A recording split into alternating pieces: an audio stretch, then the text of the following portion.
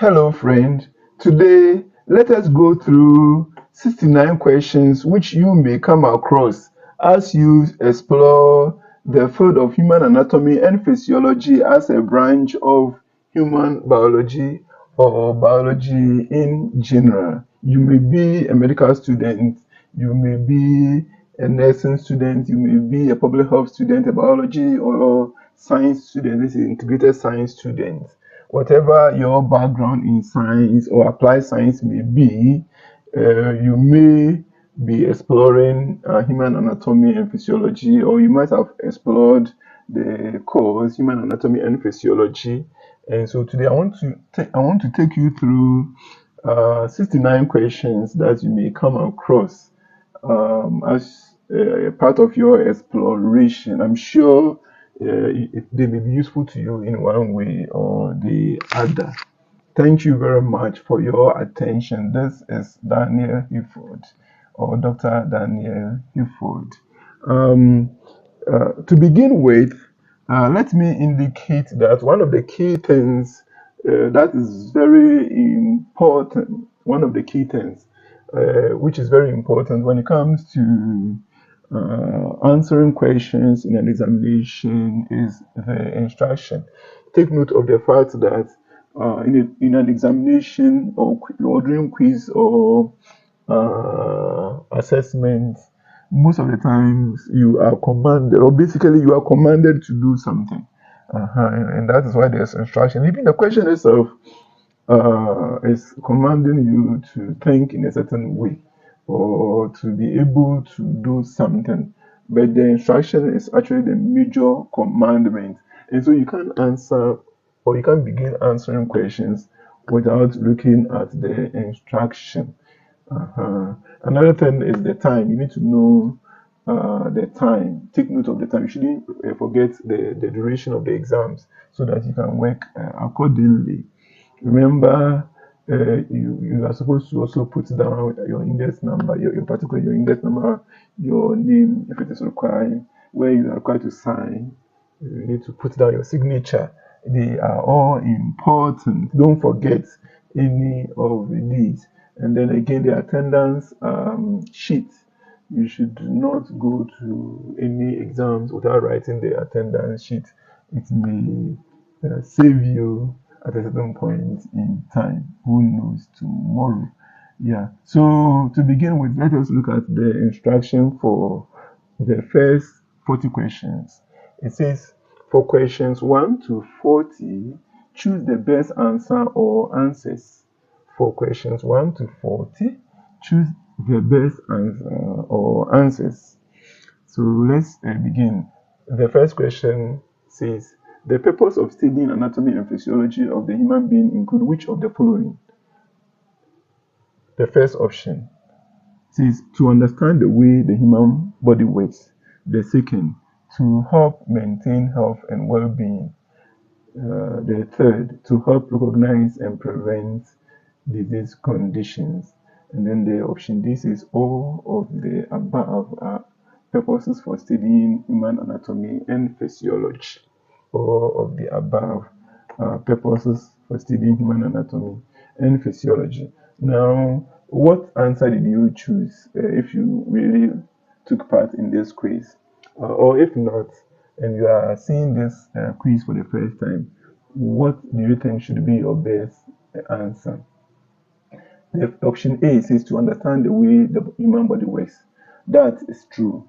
We study the anatomy and physiology of the human being to be able to know the structures which constitute the human being and how those structures work. And so, if that is the case, then the option A is the correct answer, or is true. The option A is true. Now, is that the correct answer? It is true, but is that the correct answer? The option B also states that we study the anatomy and physiology of the human being to help maintain health and well-being.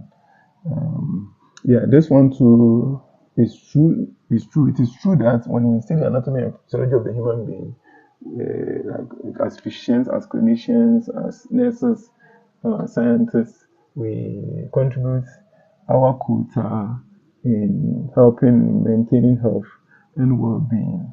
So it's also a fact. It's also a scientific truth. Now, the third is to help recognize and prevent disease conditions. This one too is true. But let's look at the fourth option. Since all of the above are purposes for studying human anatomy and physiology, it means that in question one, our best answer should be the D, because the first three are all purposes for studying anatomy and physiology of the human being. That is exactly why we study your anatomy and physiology, so that we can know how your body works, and we can also help in maintaining your health, and then also be able to recognize or prevent disease condition should they occur in your body.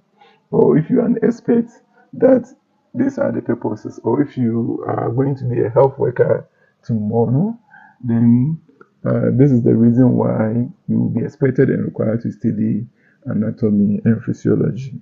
Then again, the number two is asking, let's see, is it the field of human biology called anatomy and physiology is commonly studied by which of the following groups of people or experts? Okay, group of people or experts. So the first option is scientists, be they biologists, biochemists, immunologists, and toxicologists. Then B, medical doctors, pharmacists, nurses, and laboratory technologists. Then the C says public health specialists who are more interested in preventive medicine. Then the option D is only A and B contain people who study human anatomy and physiology. So these four options, which one is your best shot? Now the D is saying only A and B contain the best answers. It means that apart from the scientists and then the medical doctors, pharmacists, nurses, and laboratory technologists, okay, no other group, okay, among the options study. So it means that one may not be the right, or it's not the right answer. So we ruled out option D. And then remember the instruction says that choose the best answer or answers. The best answer or answers. So it means that it is true. Scientists, okay, the pure and applied scientists or natural sciences, let's say natural scientists, natural scientists, they study anatomy and physiology of the human being. In some medical schools, those who teach the anatomy and physiology of human beings are really not a professional medical doctors or pharmacists, okay, but they are pure scientists or pure scientists who have become academic professionals, who have done education. Anyway, there are some who haven't really undergone education as a program, but they also teach anatomy and physiology in medical schools. Okay, but the bottom line is that the first option is correct, the second option is also correct, and then the public health specialists also really study anatomy and physiology of the human being. Public health is preventive medicine predominantly, where the focus is not so much on treating of diseases or curing of diseases, but preventing of diseases. Prevention remains better than cure. It is a proactive way of managing biomedical conditions or health situations. Yeah. Then the question number 3 is asking which of the following areas of specialization can knowledge and understanding of human biology be useful? So the first option is human nutrition and dietetics. The second one is health promotion management. The third, disease control programs management. And then the option 4 is saying only human nutrition and dietetics. Okay, so I think there should be a comma here. All right. So only human nutrition, dietetics, and disease control. All right. So that option is not correct. The option D is not correct. I don't know the answer you chose. If you chose that one, it means you got it wrong. Uh-huh. The option D is not correct.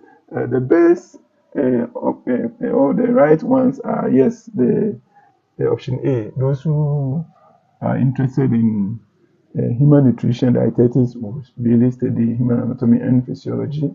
Those who are interested in health promotion management will also uh, study human anatomy, and to be useful to them too. And then those who are interested in disease control programs management may also benefit from knowledge or understanding of human anatomy and physiology. So it means that in the question number 3, there are 3 correct answers, and you need to be able to choose all the 3 to stand the test of time. What about the number 4? The number 4 is asking uh, the various subjects which are covered in the field of anatomy and physiology include which of the following? The various subjects which are covered in the field of anatomy and physiology include which of the following? There are 4 options. The first one is organization of the body of living organisms, including human beings. The second option is homeostasis. The third is communication in the body. And then the fourth is only organization of the body of living things and homeostasis. Again, the option 4 is not correct. I don't know which one you choose. That if you choose that one, you are down again. If you didn't choose that one, thumb up. The 3 areas are the ones indicated in option A, B, and C. So it means that one of the subjects is organization of the body of living organisms, including human beings. And by organization, by now you know what we mean. Remember, we said that the human body, for example, is organized at the various levels. When the basic level is the cell, okay, then a number of cells will come together to form a tissue and perform a certain specific or specialized function, which a cell will not be able to perform. And then tissues will come together to form organ, and the kind of function an organ will form may be the type which cannot be performed by just a tissue. And then many organs will come together to achieve a purpose or perform a function which may not be carried out by individual organs. So these are the organizations, and the anatomy and physiology covers all these levels of organization of the human body or living organisms. Then another one is the homeostasis. Let's take the organ system for example. The organ system, the organ systems, they work together to maintain homeostasis. Each one of them contributes in maintaining homeostasis. So homeostasis itself is also one of the areas that we study. And then the third is communication in the body. So it means that because of the nature of the instruction, you are supposed to choose all these 3 options again. Now, the number 4, oh no, number 5. The number 5 says, which of the following statement is or are true about the cell theory? Which of the following statement is or are true about the cell theory? The first one is saying that all living things, including humans, and those living things which are known to be pathogens of human diseases are composed of cells.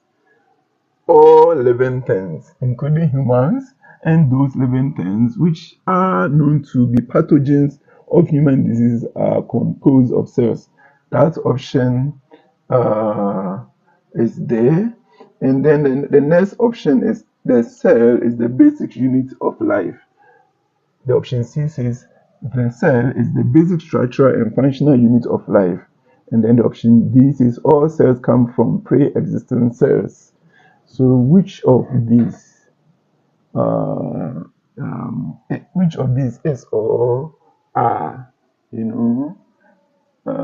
part of the cell theory? What was your answer? Anyway, all the four constitute the cell theory, or part. Each of them is part of the cell theory.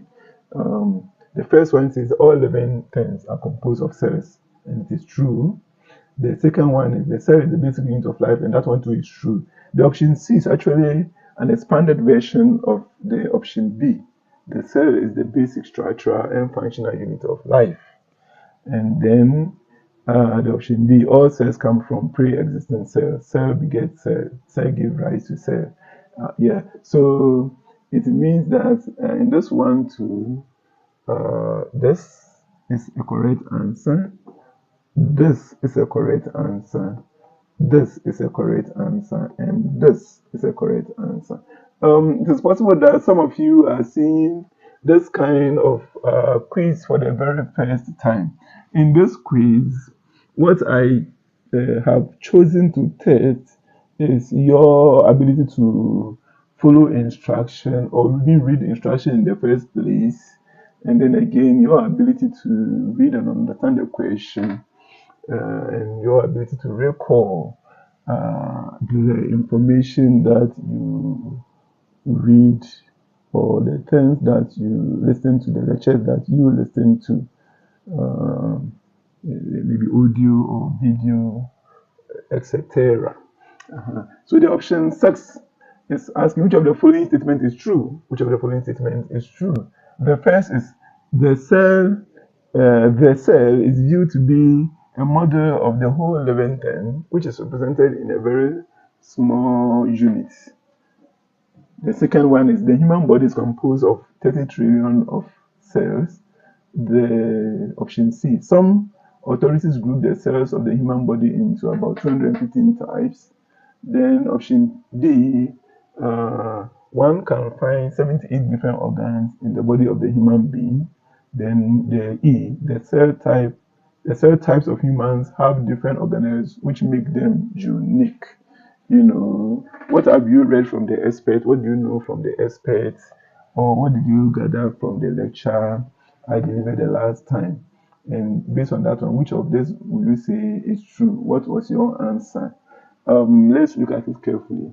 The first one says the cell is viewed to be a model of the whole living thing, which is represented in a very small unit. This one is true. In actual fact, a cell can perform all the life processes, and sometimes a whole organism is just a cell, that, like the plasmodium, which is responsible for human malaria, and some other protozoans which cause serious human diseases, are just unicellular or single cell organisms, and they are able to perform. These single cell organisms are able to perform all the life processes. So you can have just one cell performing all the life processes. In other words, a single cell can epitomize the whole of a living organism. So that one is true. That's option B. The human body is composed of 30 trillion of cells. This one too is true. Plenty cells in just one body. So it means that while some organisms, the whole organism is just a single cell, some have many cells, and human beings are one of them. And then yes, it is true, some authorities group the cells of the human body into about 215 types. And then again, inside the human body, in your body, one can find 78 different organs. 78 different organs in your body. So your body is not just one cell. Your body is not made up of just one cell. You could have about 30 trillions of cells, or you have about 30 trillion, not that you could, you have about 30 trillions of cells in your body. Those cells in your body can be grouped into about 215 types according to some authorities. And then again, we can find about 78 different organs in your body. I don't know if you can mention some of the organs. The mouth is an organ, the lung, the heart, the liver, the the the skin, and many more. So when you count, you should be able to get about 78 different organs in your body. And then again, the cell types have different organelles which make them unique. This one, we are talking about the cell types that we find in eukaryotic organisms, or with human being as an example. So you are an eukaryotic organism. You are not a prokaryotic organism. You are eukaryotic organism, and you are a multicellular organism with about 30 trillion cells, and your cells can be grouped into 215 types. You have 78 different organs in your body, and your cell types have unique organelles, membrane-bound organelles, which make them unique. Now, the question 7 is asking which of the following is or are examples of the categories of cells found in humans. So you as a human being, which of these can be found inside your body? In your body, as we speak, you have which of these? The first option is antigen presenting cells. The second option is contracting cells. The third is endothelial cells. Endothelial cells. The option D is anion transporting cells. E, phagocytic cells. And then the F is saying only A, C, and E are examples of the cells that we can find in your body. Okay, so the option F is not correct. All right. What about the A to E? Yes, in your body right now, as we speak, you have antigen presenting cells in your body. You have contracting cells in your body. You have endothelial cells in your body. You have anion transporting cells in your body. And you have phagocytic cells in your body. Okay, so in every human being has this kind of cells in their bodies, including you. And so, because we are supposed to choose the best answer of our answers, you were expected and required to choose all these answers. Then the number 8 is asking which of the following tissues do you and all other human beings have in their bodies?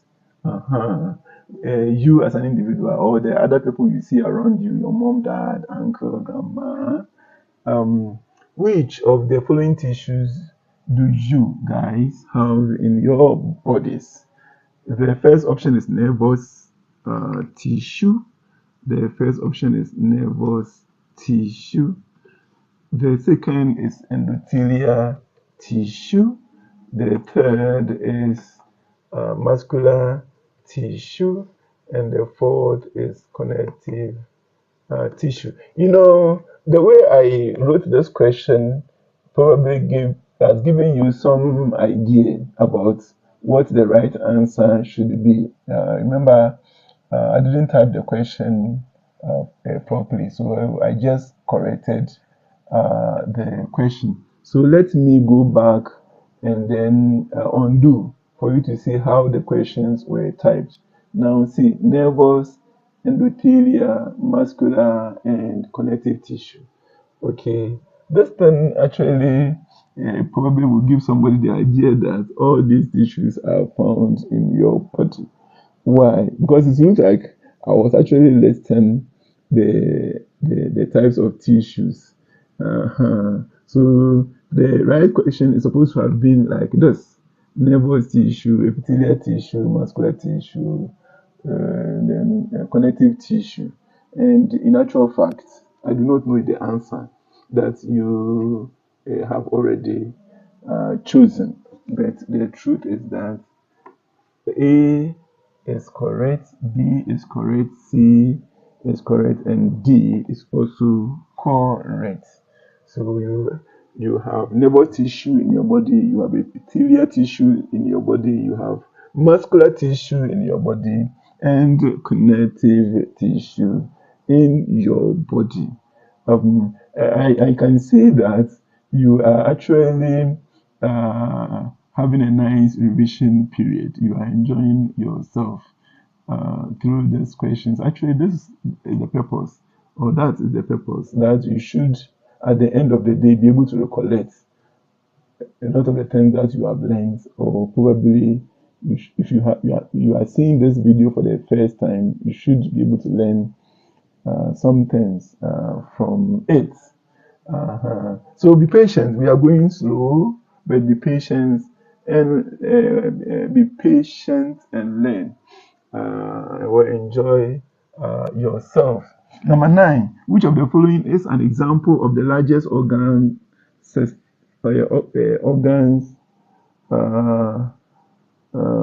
Wow, this question also has a typing anomaly or mistake. Which of the following is an example of the largest organs humans have in their bodies? Okay, so I think it's okay to some extent. Which of the following is an example of the largest organs that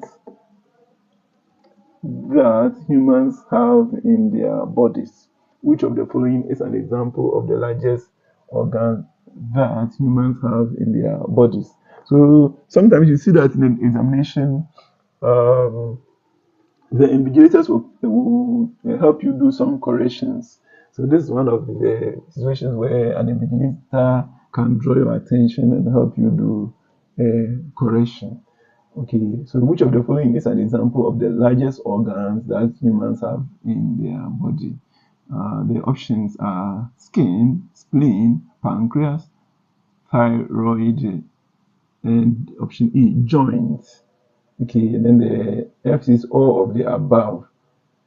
Which one do you think is correct? The skin, the spleen, the pancreas, the thyroid, joints, all of the above. Ladies and gentlemen, the best answer here is all of the above. All of the above. Then the option, question number 10. Question number 10 is asking which of the following is not one of the subtopics which are covered within the field of human anatomy and physiology. Which of the following is not one of the subtopics? The options are gross anatomy, regional anatomy, systemic anatomy, microscopic anatomy, and none of the above. So which one should be the right answer? We know that one of the subfields or topics that we cover in anatomy and physiology of the human, I beg your pardon. We know that one of the subject area that we cover in the area of human anatomy is gross anatomy. Okay, gross anatomy, where we look at the microscopic, the macro. We look at the macroscopic structures of the human body, and then macro has to do with big. Okay, and then micro is minute. In actual fact, when we are dealing with the gross, we do not really use microscope per se, and then again we do not have to dissect the organism to go inside to go and see the structures inside the organism. There are certain structures on the human being that we can see without using microscope, and it is gross. Okay, so it means that this is one of them. Then the regional anatomy, where we study, let's say, the head, the chest, the abdomen. Okay, regional, certain regions of the body, to know specifically what is going on in that region. Then we also have the systemic anatomy, where we study the organ systems, and then we have the microscopic anatomy, where we can look at the cells that we won't be able to see with our naked eye. That one is cytology. And then, or we look at the tissues, okay, which will require microscopes to be able to see and see very well. And we refer to that one as histology. Histology. So it means that the option A to D are all part of the subject areas. And then the question is asking which of the following is not one of the subject. Which of the following is not one of the subtopics which are covered within the field of human anatomy and physiology? So it means that none of the above should be our best answer, because when you look at those ones, all of them are, and then we are looking for which one is not. All of them are. So none of the above is not. All of them are. Then there's another question 11, which is that which is asking about the gross anatomy. It says the gross anatomy is the study of in the human body. Gross anatomy is the study of in the human body. So the first option is macroscopic structures. The other option is microscopic structures. And then the C is asking both macro and microscopic structures. And then the D is neither macroscopic nor microscopic structures. All right. In this case, the best option should be macroscopic structures. So gross anatomy is the study of macroscopic structures in the human body. And when we were looking at the question number 10, I made mention of that one. Then number 12 is asking the surface anatomy studies the features of the. Okay, you know that the surface anatomy is an aspect of the gross anatomy, and then it's asking the surface anatomy studies the features of the body. So the options are with dissection, without dissection, with and without dissection, neither with nor without dissection. All right. So our best option is B. The surface anatomy studies the features of the body without dissection. The surface anatomy studies the features of the body without dissection. So take note of it. Then the question number 13 is asking, see the original anatomy, the original anatomy, Now let's look at the option. So it means we are supposed to complete the sentence.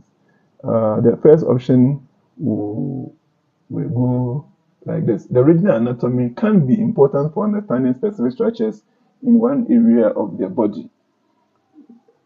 And it is true. The original anatomy can be important for understanding specific structures in one area of the body, as I indicated when I was expatiating on the question number 10. Now, the B says that the human anatomy often the original anatomy often employs X-ray radiography to help visualize certain areas of the body. The option C says original anatomy often uses imaging tools and techniques to help visualize some part of the body. And then the D says the original anatomy studies different regions or areas of the body. For example, the head, chest, and abdomen. All right. So which one is your best option? Of course, I have indicated that the A is a correct answer. Did you choose A or you choose more than one? Okay. So yes, the A is a best option. I didn't say the best, I said a best, one of them. So the original anatomy can be important for understanding specific structures in one area of the body. Then again, the original anatomy actually employs X-ray radiography to help visualize certain areas of the body. So when you go to the health facility, they may ask you to go and bring chest X-ray, or sometimes during accident. For example, when I suffered some accident, what happened was that my bone got broken. My leg bone got broken at age 44.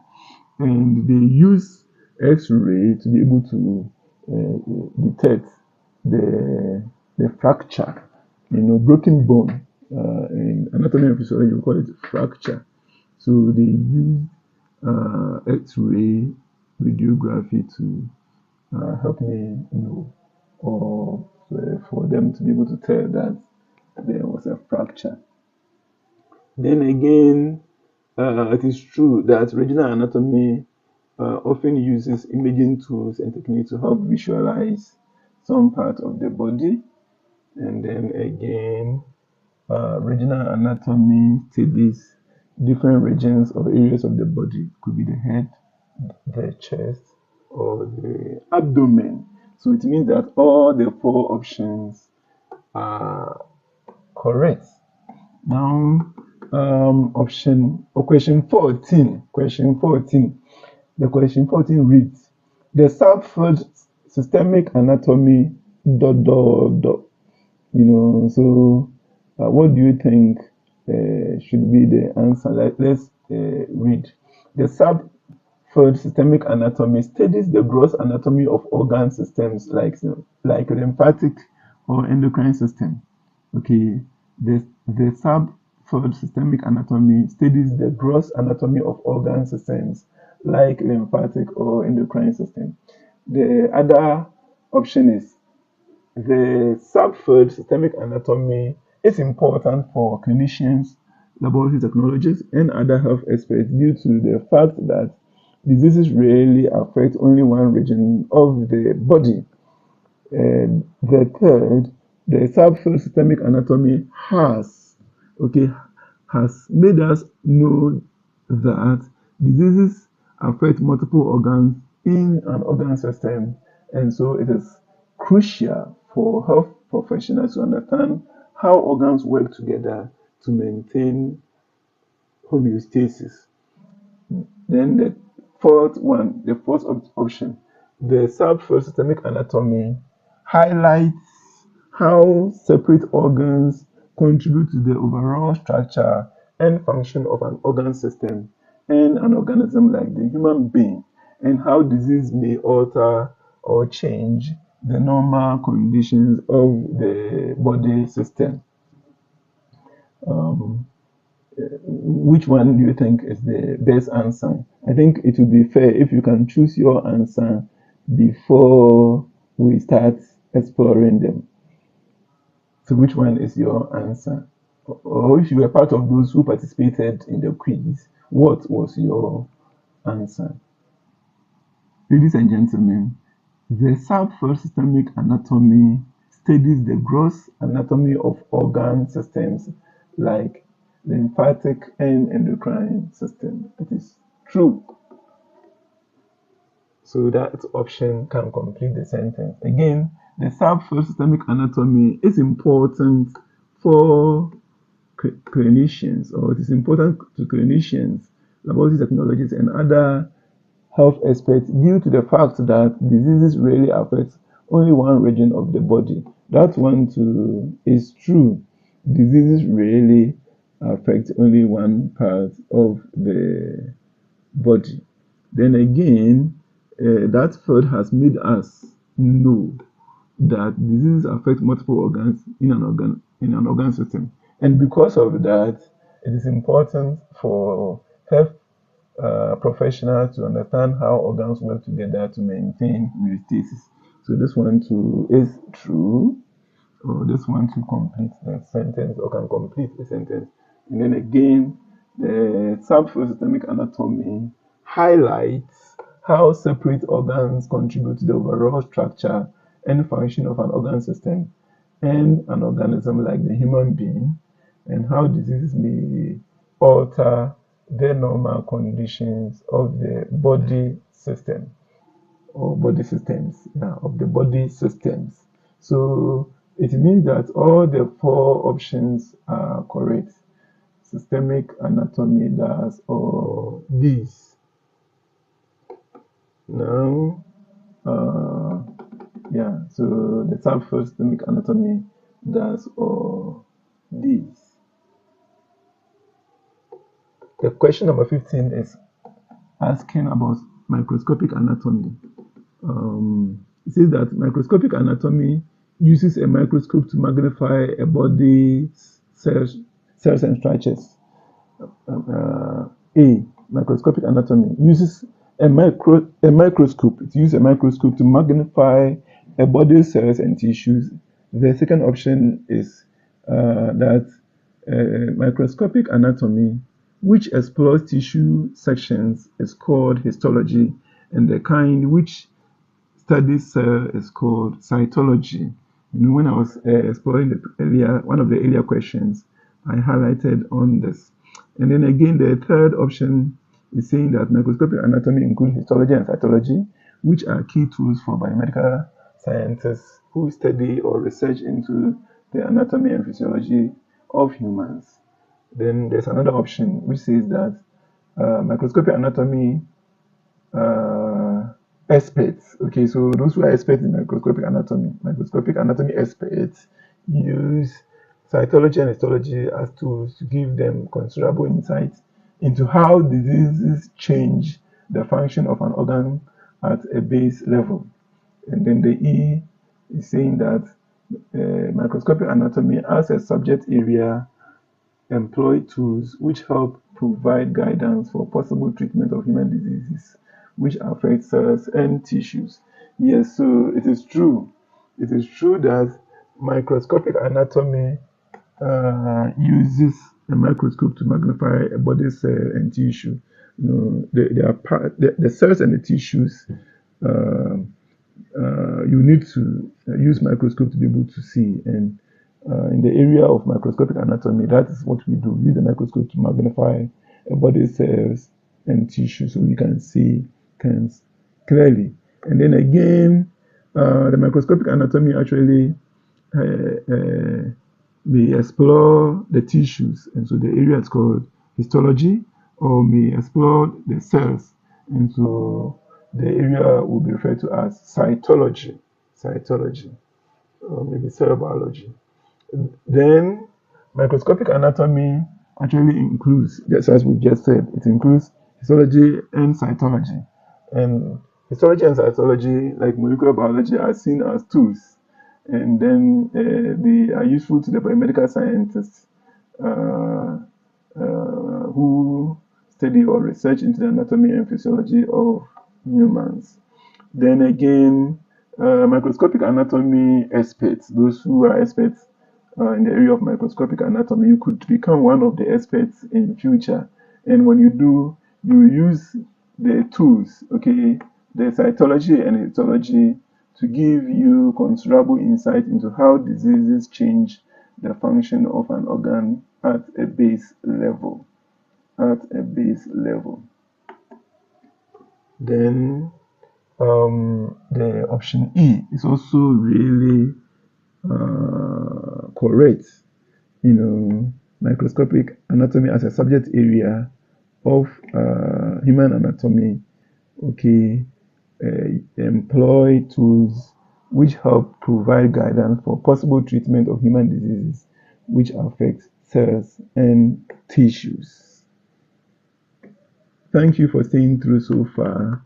We are going to the 16th question. And question number 16 is asking, it is, health specialists can understand and differentiate between symptoms and biomedical conditions through which of the following? So the first is the knowledge and understanding of multiple causes in basic sciences. Then the second one is the appreciation of diagnostic applications of knowledge of the sciences. And then 3, through sufficient hands-on training in the field of study, and then all of the above. All right, so which should we choose? Which answer should we choose as being correct? It is true that health specialists, the clinicians, the nurses, and others actually are able to differentiate between symptoms and biomedical conditions through their knowledge and understanding of multiple causes in basic sciences. That's why they do basic sciences as part of their training, especially the early days in the university. And then again, they also are taken through diagnostic applications of the knowledge that they gain. That one is true. And then again, they get sufficient hands-on training, as part of their training, maybe attachment, job shadowing, maybe doing housemanship, clinicals, and things like that. So the first 3, they are all correct, and therefore our best shot is option D, all of the above, Now, the question 17 is saying, in the field of medicine, human anatomy and physiology delve into. Okay, this question is asking us, what do people who are interested in medicine, or who are studying medicine, or who have studied medicine, explore. Okay. The first option says that they explore or they delve into disease states in the human body. The next one says that they delve into the therapeutic strategies used to intervene, target, and treat human diseases. The third says that they delve into either disease states in the body or therapeutic strategies used to intervene, target, and treat human diseases. And D says that they delve into neither disease states in the body or therapeutic strategies used to intervene, target, and treat human diseases. Which one would you choose? The fact is that in the field of medicine, human anatomy and physiology delve into disease states in the human body, and then again, therapeutic strategies used to intervene, target, and treat diseases. So these are the two options that are correct. These ones, they don't do this and leave out this, no, this and leave out that. They do both, and that is why the option C is not correct. Again, they don't do. This one is saying that they don't do any of them, but in actual fact, they delve into disease states in the human body, and then they also delve into therapeutic strategies employed to intervene, target, and treat human disease. Now, question number 18 is asking, is in the complex network of your body as a human being, each of your organ system has, your organ systems, each of them has which of the following? The first one is saying a unique role. The other one is the same role. The C says interchangeable role. And then the last option is all of the above.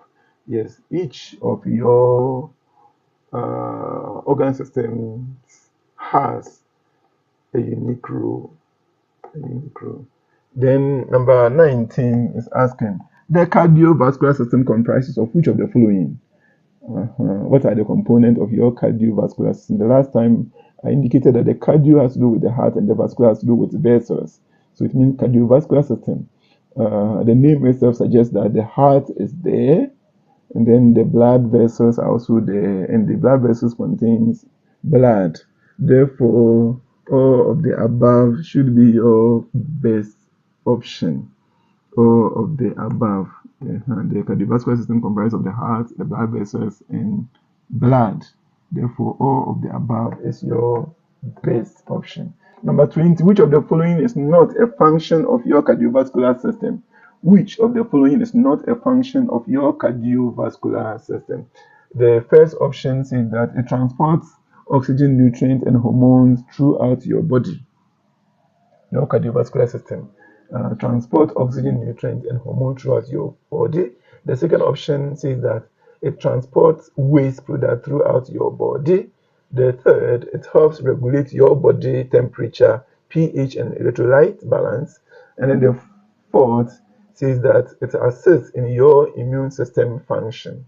It assists in your immune system function. And then the option E says none of the above. None of the above. So, which one do you choose? The option 1 says that it transports oxygen, nutrient, and hormones throughout your body. So this one, as far as I am concerned, is correct. Therefore, this one won't be your best answer. Again, the cardiovascular system transports waste product throughout your body, eliminates them. For example, the hemoglobin in your blood, helps eliminate carbon dioxide, and then that same hemoglobin helps to eliminate oxygen. The hemoglobin as a protein will combine with the oxygen that you inhale, to form oxyhemoglobin, and then it will be able to get the oxygen to all the parts of your body where the oxygen is needed. And then again, after you have used the oxygen, you form carbon dioxide. It's a waste product. Carbon dioxide is a waste product. It's the same blood, which will also help you eliminate carbon dioxide. And then again, your cardiovascular system actually helps you regulate your body temperature, pH, and electrolytes. Naturally, your body has buffers. Remember in the chemistry of life, we realize that your body naturally has buffers. The carbonate and bicarbonate ions, for example, in your body. So, what happens is that your blood as a human being is supposed to be 7.4. Okay, the optimal should be 7.4. It does happen that it can fall because you may have a lot of the OH ion. H ion. When you have the OH ion, it will make your pH to rise, entering the base range or alkaline range.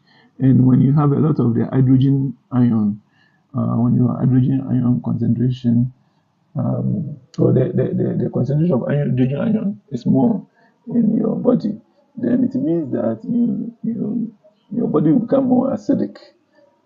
So your cardiovascular system will help you regulate so that you don't suffer acidosis or alkalosis. I indicated that both are life-threatening medical conditions. So your cardiovascular system helps in this one too.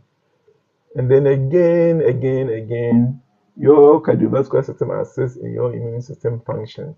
We have the lymphatic system, which plays the major role when it comes to the immune system, but the cardiovascular system also helps or assists in your immune system functions. It means that in question 20, the option A to D are all correct.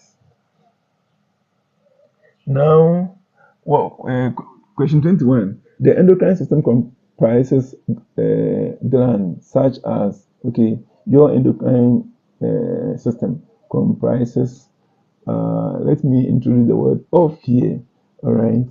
So the endocrine system comprises of glands such as, all right, so which of the glands indicated here is part of your endocrine system? We have the pituitary gland, thyroid gland, adrenal gland, and reproductive gland. And then the option E is saying that only A, B, and C are correct. In other words, according to options E, your endocrine system comprises of pituitary gland, thyroid gland, and then the adrenal gland. But the truth is that the reproductive gland is also part. It means we'll choose this one as being correct. Pituitary gland is part of your endocrine. Thyroid is part. Adrenal gland is part. And then reproductive gland is also part of your endocrine system. Thank you.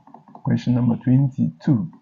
The 22 is asking the organ system which produces hormones which regulate bodily functions, including growth, metabolism, reproduction, and development, is known as.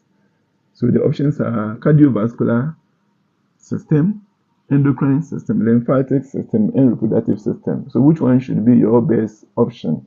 The best option is endocrine system. Remember, we just talked about the function of the cardiovascular system. We just talked about the lymphatic system as playing a role predominantly in the immune system. So it's the endocrine one, which helps in the area of growth, metabolism, reproduction, and development by producing hormones which will regulate such bodily functions.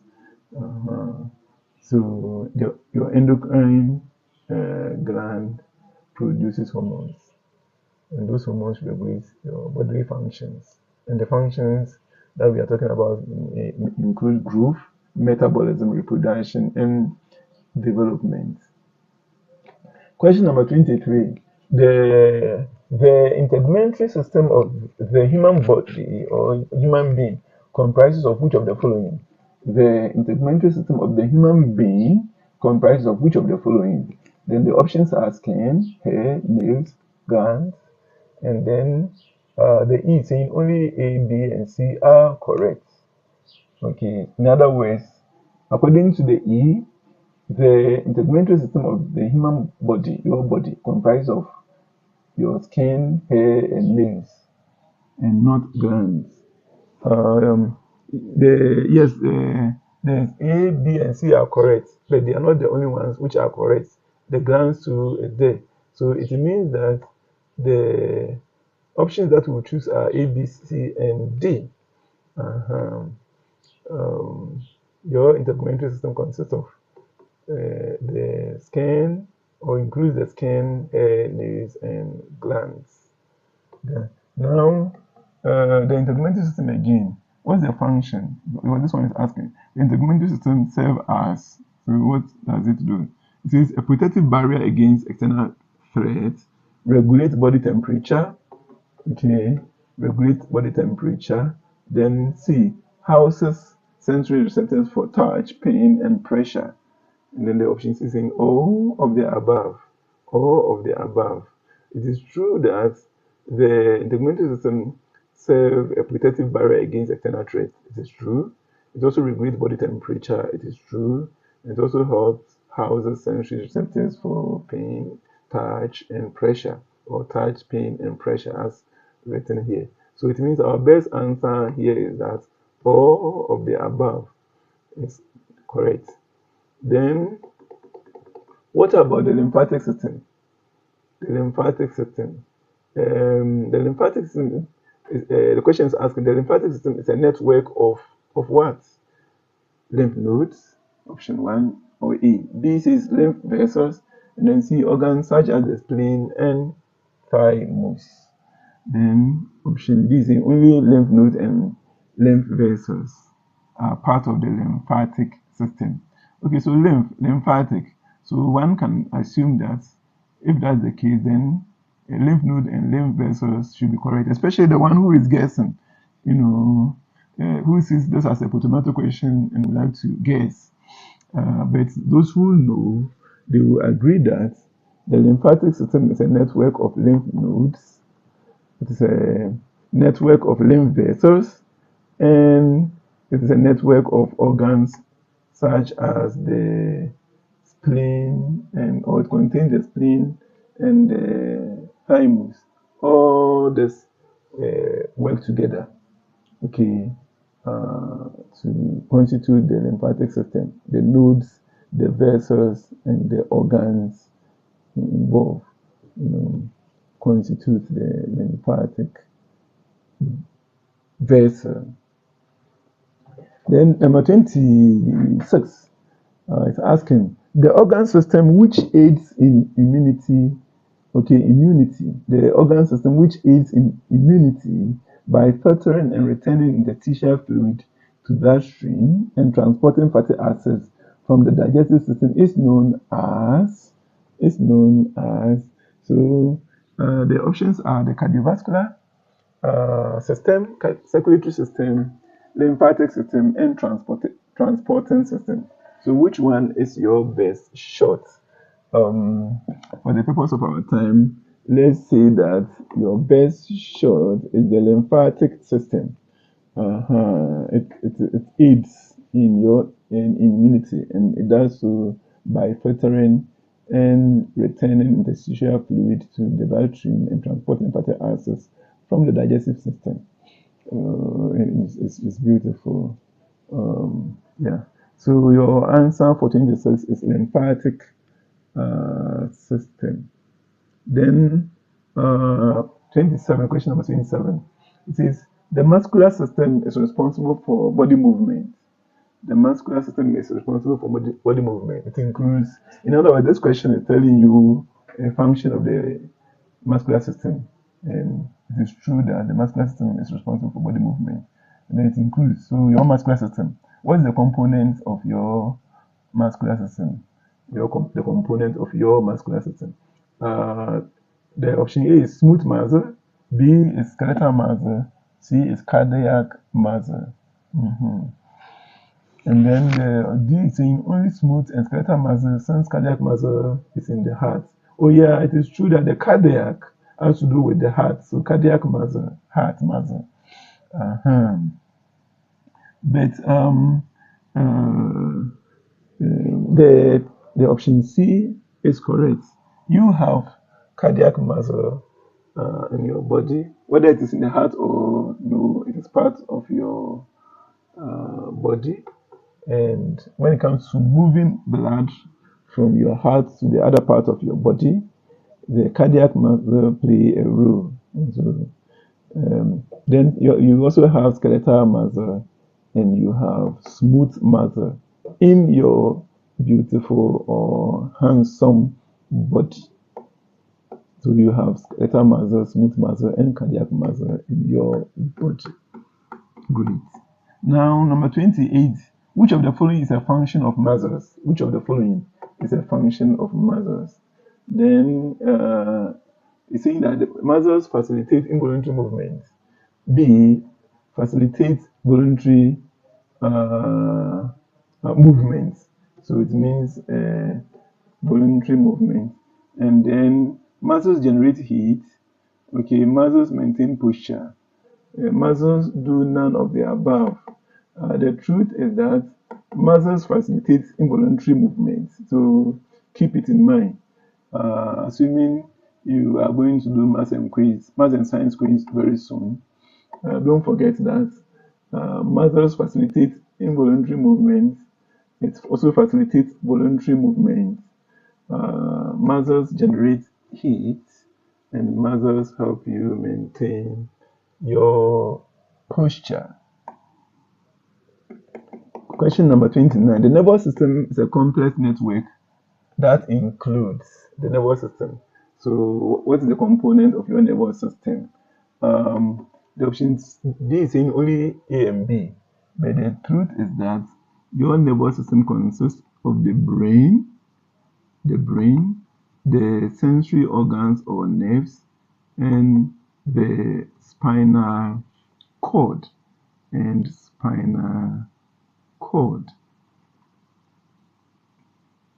Then number 30, which of the nervous systems, the function of the nervous system includes the fact that, the functions of the nervous system include the fact that, so which of these is actually a function of the nervous system? The A is saying that it controls bodily functions, B, it coordinates bodily functions, C, it plays a vital role in cognition, D, it plays a vital role in motor control, E, plays a vital role in sensory perception, and then F, relays messages through electrical impulses. Yes, the function of the nervous system, the functions of the nervous system include the fact that all these are correct. It controls bodily functions, it coordinates bodily functions, it plays a vital role in cognition, it plays a vital role in motor control, it plays a vital role in sensory perception, and it relays messages through electrical impulses. So all these are functions of your nervous system. So you can pause the video for a few minutes and familiarize yourself with the functions of your nervous system. All the options A to F are functions of your nervous system. Question number 31 is asking, the skeletal system consists of which of the following? So you have a skeletal system in your body. Your skeletal system consists of which of the following? The first option is bones, the second is cartilage, the third is ligament, the fourth is tendons.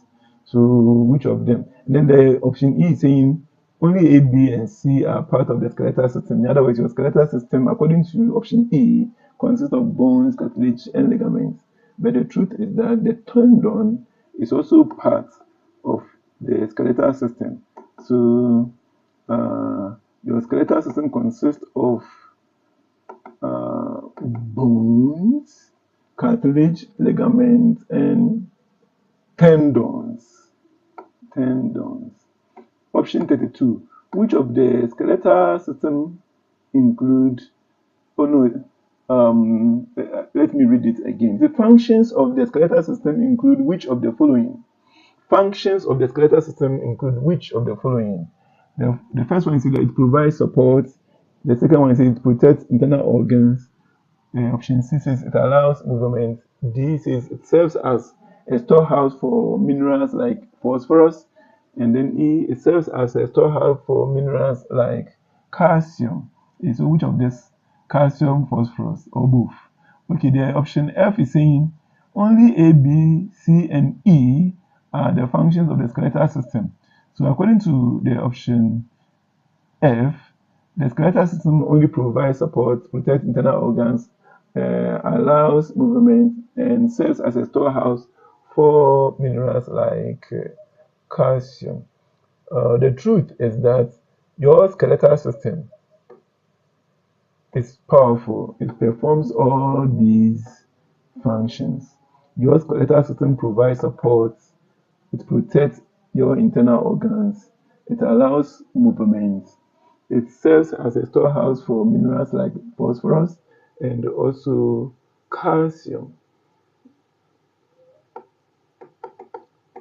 So let's move to question number 33. Number 33 is asking, all these are functions of the digestive system except. All these are functions of your digestive system or the digestive system except. So the first one is breaking down of food substances. Second one is absorption of nutrients. Third is excretion of waste. And then the D, none of the above. Okay, so all these, you see, so the function of the nervous system is that it breaks down food substances. It helps absorption of nutrients and then excretion of waste. So our best shot should be none of the above. So all these are functions of the digestive system except none of the above. Except none of the above, meaning that all of them are functions.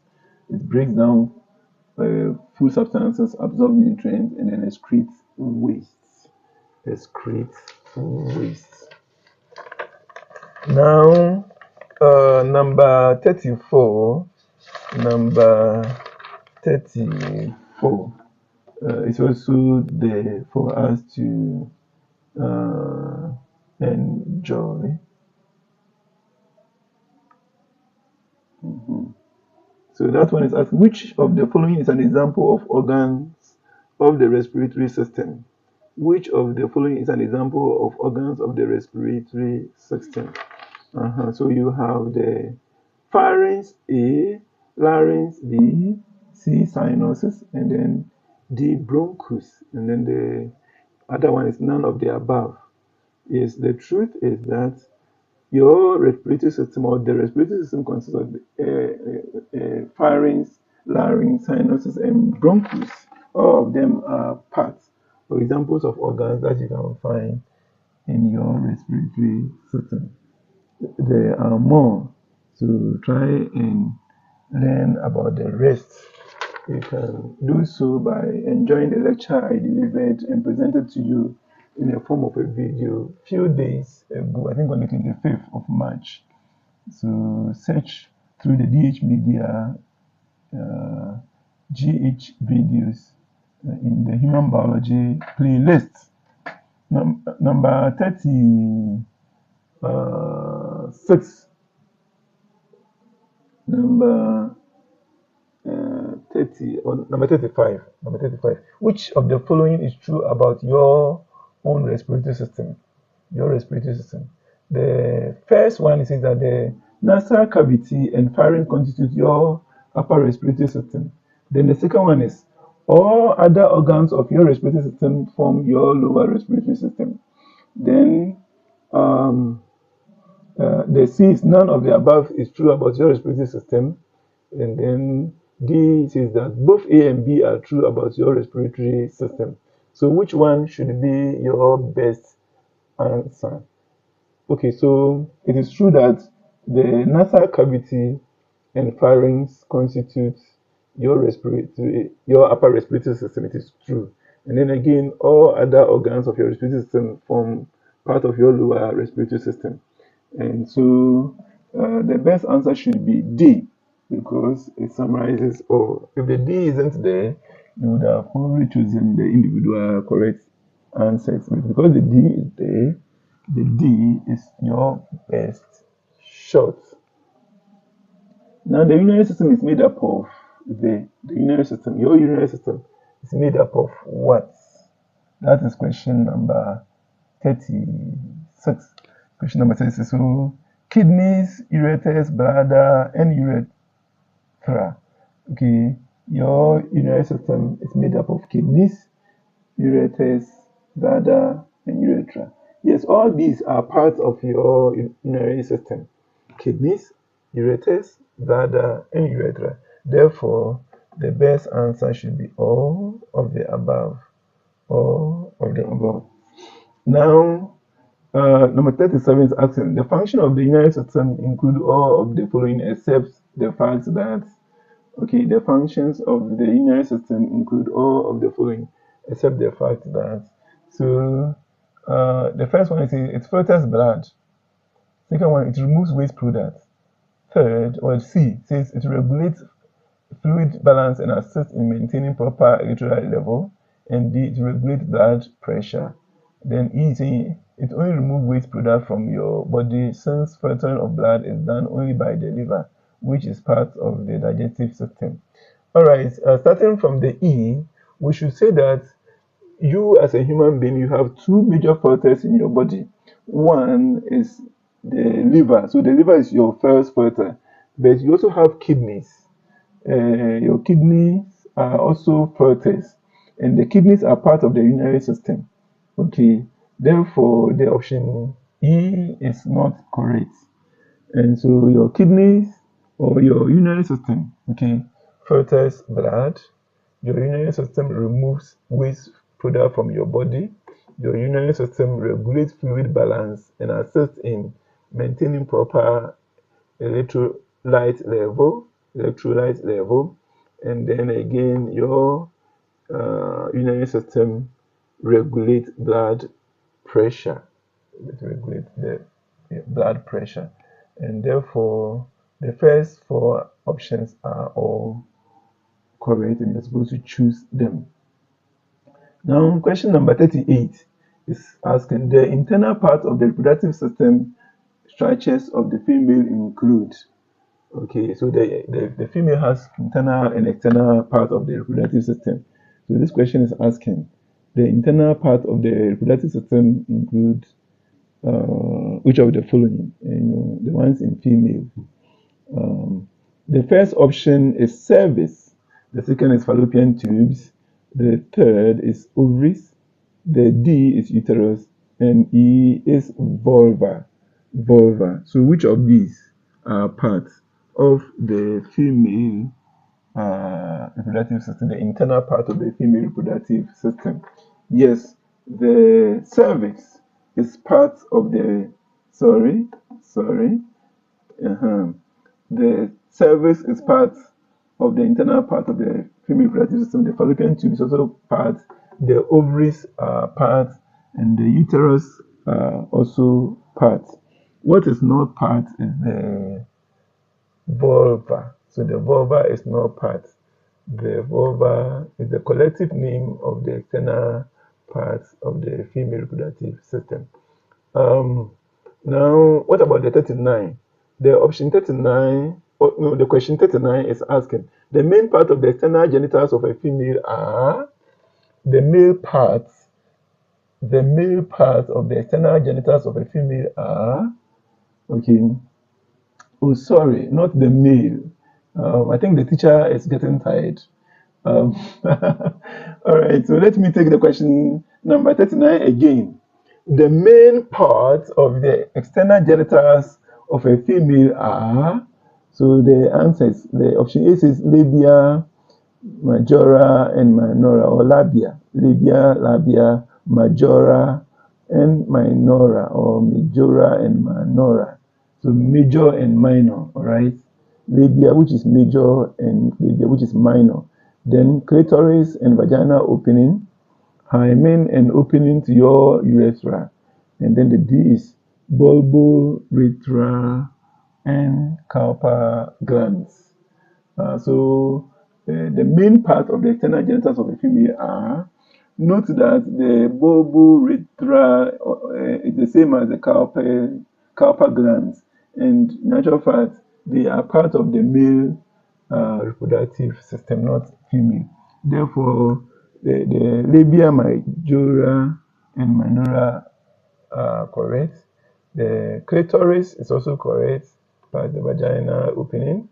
Then hymen, and then the opening to the urethra is also part. So if you are a female, you're talking about your urethra, but let me change it and say there. So hymen and opening to the urethra. So the first three options are part of the female genitals. Labia majora, labia minora. So let me add here labia minora, then clitoris and vaginal opening, hymen and opening to the urethra. All these are part of the female, or the main part of the external genitals of a female. So take note of them, all these three categories. But if you are counting them by one by one, then it means that you will talk about labia majora, labia minora, clitoris, vaginal opening, hymen, which is the fifth one, and then the opening to the urethra. So it means we have about 6 of the main parts there. Then the number 40, which is supposed to be the last for the multiple choice side, or the ABCD side of the show, is asking the internal or accessory organs in the male reproductive system include. Okay, so the first one is vas deferens and ejaculatory ducts. Yes, these two are parts. Okay, and then the B option is urethra and seminal vesicles. Yes, the urethra and seminal vesicles are also part of the internal accessory organs in the male reproductive system. Then again, the prostate gland is part, and then the bulbourethra gland are also part. Remember, I just said that the bulbourethra glands are the same as the carpus or the carpal glands, and they are part of the internal accessory organs in the male reproductive system. So our best answer here should be all of the above. All of the above.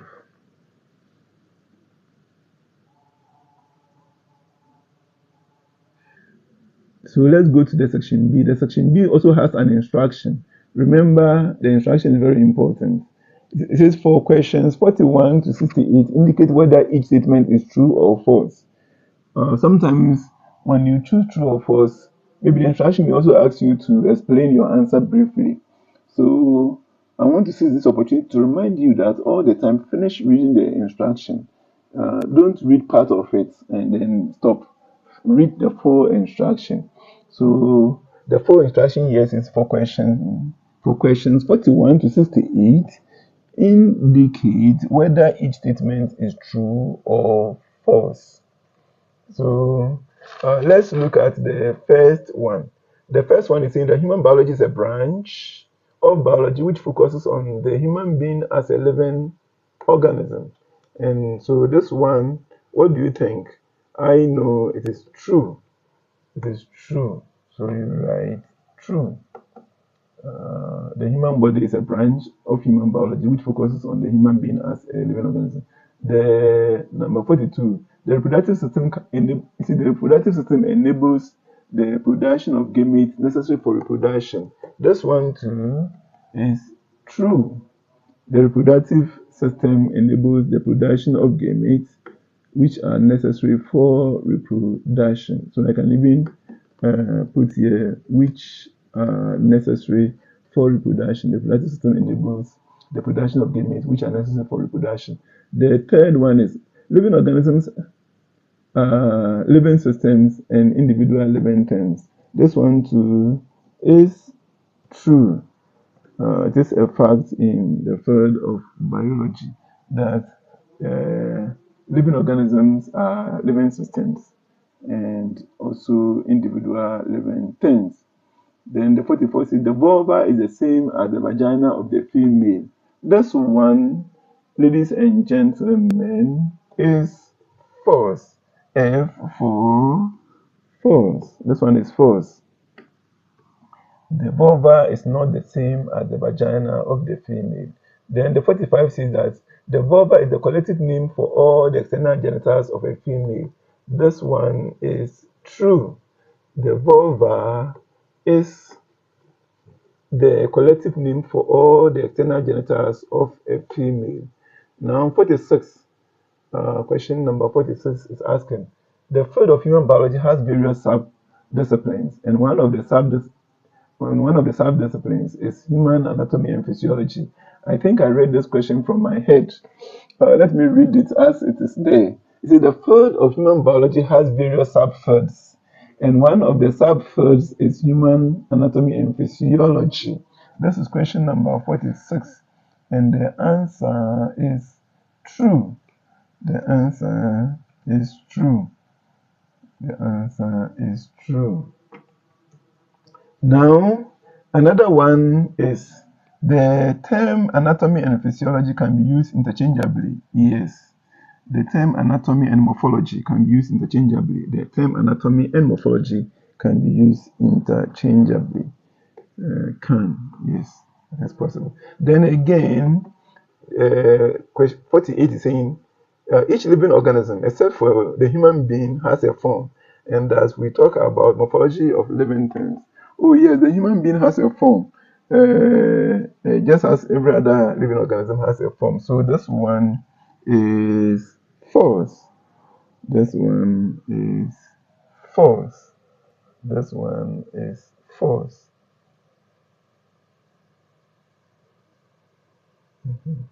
Then, what about number 49? Let's go to question number 49. The 49 is saying the human being is made up of a cell or cells, and that each cell has its own form or morphology. Even though the human being lacks morphology, the human being lacks morphology.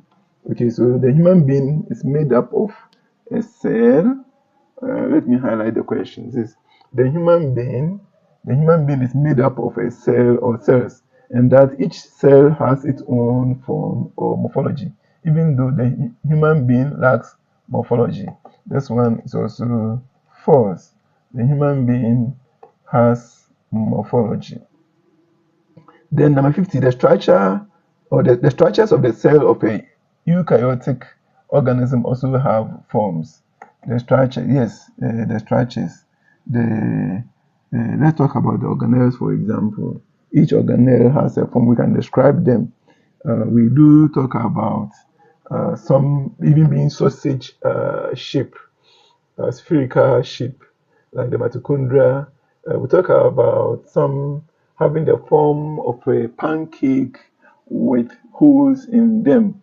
The Golgi apparatus. The Golgi apparatus. We talk about the ones that are flattened circles.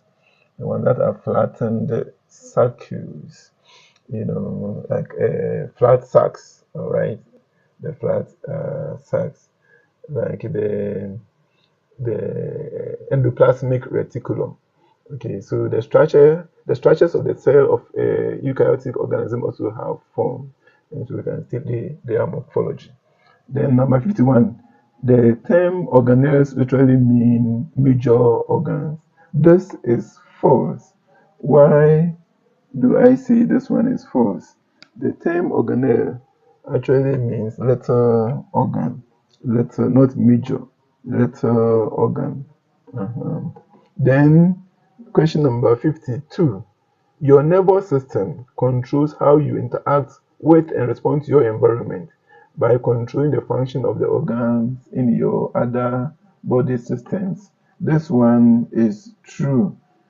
Your nervous system controls how you interact with and respond to your environment by controlling the function of the organs in your other body system. So this one is true. Number 53. The term physiology has a different meaning, although it is used interchangeably with the term anatomy or physiology. This is false. Why false? It is true that the term physiology has a different meaning from anatomy and physiology, but it is not used interchangeably with them. The physiology has to do with the function of the anatomical or morphological features, so they are not used interchangeably. Now, number 54. The external body parts of the male reproductive system include the penis, scrotum, and testicles. The external body parts of the male reproductive system include the penis, scrotum, and testicles. This one is also true. It's true. So if you are a male right now, as you are listening to me, your external body parts, okay, of the reproductive system, the external body part of your reproductive system include your penis, your scrotum, and your testicle. If you are a female, you don't have this, but your brother, your husband will have them, or your future husband may have them. Number 55 is asking, the internal body parts of the male reproductive system include the epididymis. That's number 55. Is it true? That one is false, because the epididymis is actually part of once we consider the external part of the male reproductive system. So this one is false. This one is false. Now, 56. Anatomy and physiology as a subdiscipline of human biology refer to the study of the body structures and functions. So question number 56, that one is true. This is true. The anatomy and physiology as a subdiscipline of human biology refer to the study of the body structures and functions. 57. Some of the various organ systems work to maintain homeostasis. This one is false. Why is the teacher saying that this one is false? This one is false because of the word some. In fact, all of the various organ systems work to maintain homeostasis, not some. All of them. So the word some here makes the statement false. Now, 58. The reproductive system differs insignificantly between males and females. This one too is false. One may ask, teacher, why is this one false? The teacher will say that the reproductive system differs significantly between males and females. So the word insignificant here, okay, makes the sentence false. The true sentence will be that the reproductive system differs between males and females. So let's take notice of it. Now, 59. Homeostasis is maintenance of normal internal conditions in a cell or an organism by means of self-regulating mechanisms. This one is also true. When you think of homeostasis, think of maintenance of normal internal conditions in a cell or an organism by means of self-regulating mechanism. Now let's go to question number 60. The number 60 is asking, most of the male reproductive system is on the inside of the abdominal cavity or pelvis. Most of the male reproductive system is on the inside of the abdominal cavity. This one should be false. It should be false. Most are rather on the outside of the abdominal cavity. Most are on the outside. So the right one is that most of the male reproductive system is on the outside of the abdominal cavity or pelvis. Now, question number 61 says, homeostasis is a characteristic feature of certain living things, including humans. This one is false. Why? Why is this false? Oh, teacher, why is this false? Teacher Hayford. It is false because of the word certain. In actual fact, homeostasis is a characteristic feature of all living things, not certain living things. So if an organism is living, it should be able to undergo homeostasis, it should be able to metabolize, it should be able to undergo adaptation, it should be able to grow, it should be sensitive, it should be able to reproduce, and it should be able to adapt. Okay, so they are supposed to be seven. Seven. So let me repeat. Homeostasis is one of them. Metabolism, adaptation, growth, uh, reproduction, sensitivity, and organization. It should be organized or ordered. It should be organized. Now, number 62.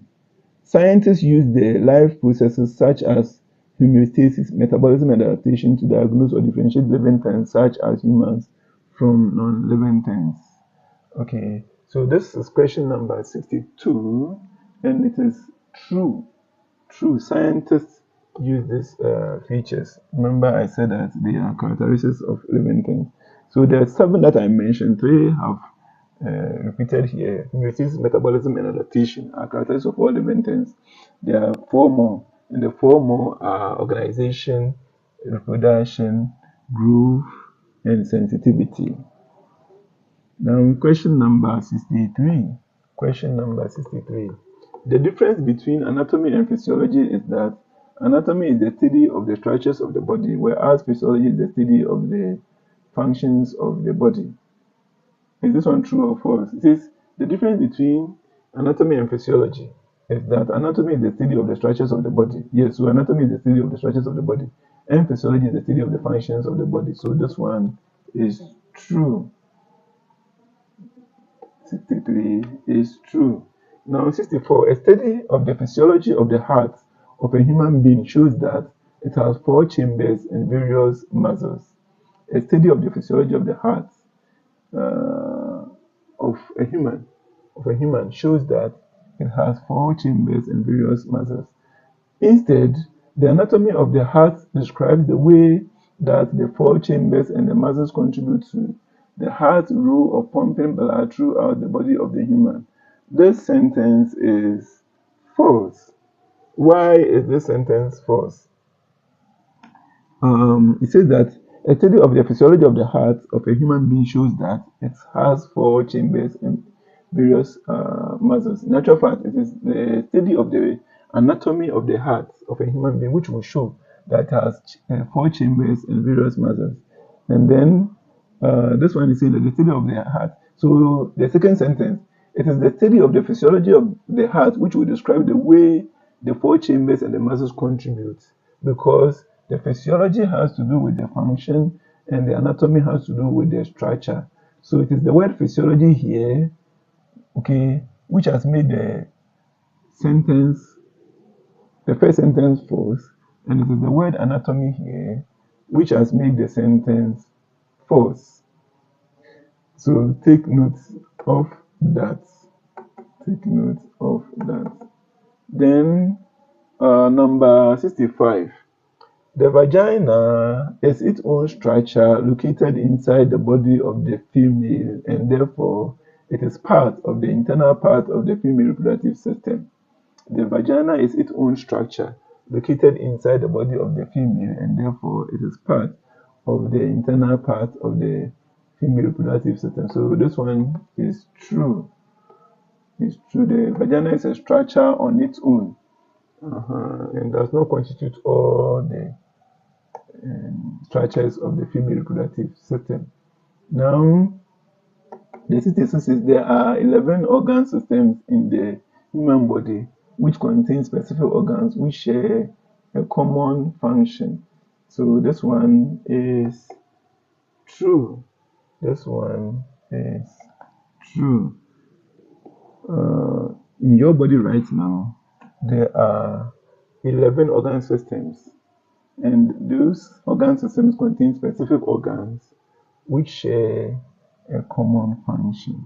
In the next video, I'll be talking about the organs of the organ system in a very special way. So you watch out and enjoy that video as well. You know, this is your time as a university student.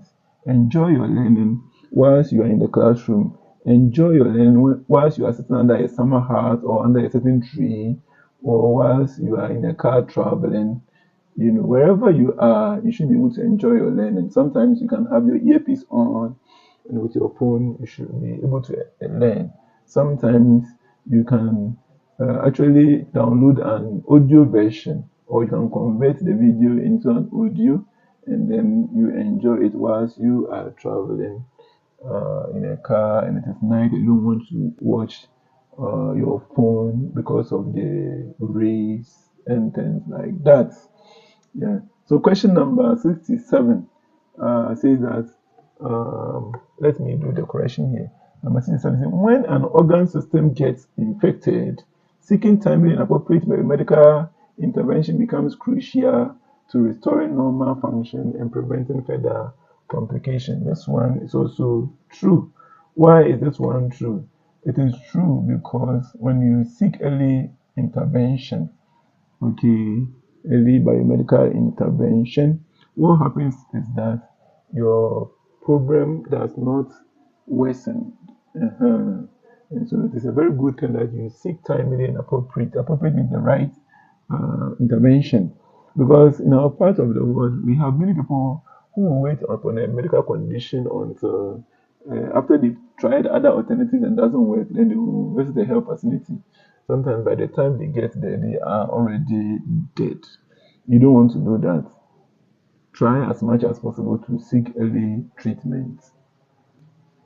Now, question number 68 is asking, the term vagina describes all female reproductive parts. This one, the answer is false. The answer is false. Why?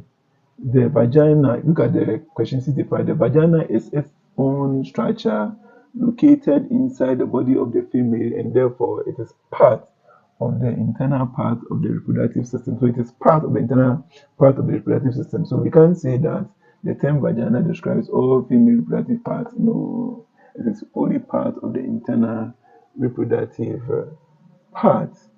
Now there's an instruction here for section C. So this part is supposed to have been section C that I didn't write. So let me seize the opportunity to write it right now. Section C. Section C. Don't go away. Let's go through this last part. The last part is asking you to name 12 organs of the organ system. The last part is asking you to name 12 organs of the digestive system. So the organ of the system, the organ system that we are talking about here is the digestive system. So what are some of the organs that you know constitute the digestive system? You know of the mouth. Okay, you know of the mouth. Maybe let's answer it in a professional way. We say that 12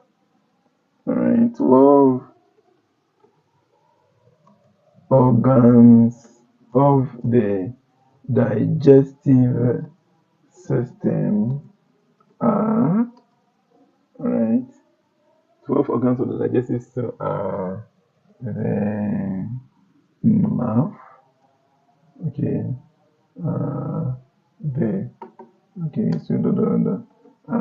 the mouth, teeth or tooth, we'll talk about the tongue, the salivary gland or glands. I think it's not only one, so salivary glands, the oesophagus, or maybe if you are from America, you may say esophagus, but some of us will say esophagus. So you see that my computer is UK, so it is not using esophagus. That's why it has underlined it. So our very short is oesophagus. Most people say esophagus or oesophagus. Then the stomach is also there. Stomach is there. Then you have the intestines. Okay, let me say the intestines. Okay, so it could be small intestines and large intestines. Then we also have the liver, the first major portal of your body, the gallbladder, the pancreas. You also have what you call rectum. So we are describing the things that you have. You have rectum, and then the anus, for example, is also your part of your digestive system.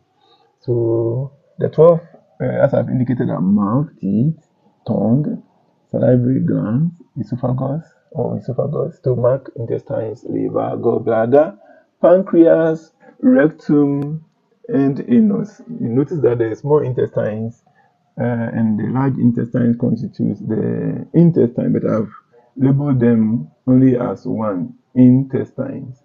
Otherwise, we would have gotten 13. But the question is saying we should talk about 12 of them. So these are answers to the question that some of you did as a quiz, and some of you are encountering for the first time. You can seize the opportunity to go through again and learn from it. May you stay in touch even as you get benefited from the proceedings of this channel. Remember to subscribe to the DH Media GH, for it is meant for your own professional growth and development. Have a nice day. Bye bye.